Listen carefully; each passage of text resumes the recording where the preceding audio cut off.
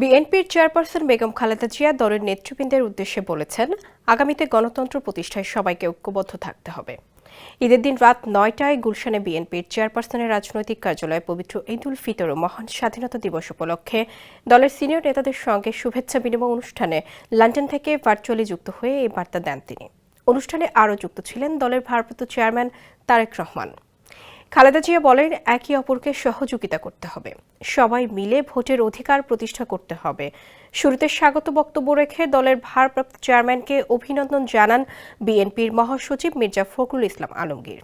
এরপর ভারপ্রাপ্ত চেয়ারম্যান সবাইকে ঈদের শুভেচ্ছা জানিয়ে দলীয় চেয়ারপারসন বেগম খালেদা জিয়াকে বক্তব্য রাখার অনুরোধ করেন।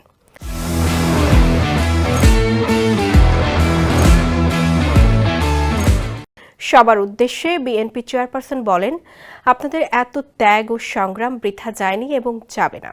দেশবাসীর ভোটাধিকার সবাই মিলে প্রতিষ্ঠিত করতে হবে। তিনি দেশবাসীকে ঈদের শুভেচ্ছা জানান। দীর্ঘদিন পর সবাইকে এভাবে পেয়ে আবেগ আপ্লুত হয়ে পড়েন তিনি। এ সময় আগামীর পথ চলায় দেশবাসীর দোয়া ও আল্লাহর সাহায্য কামনা করেন।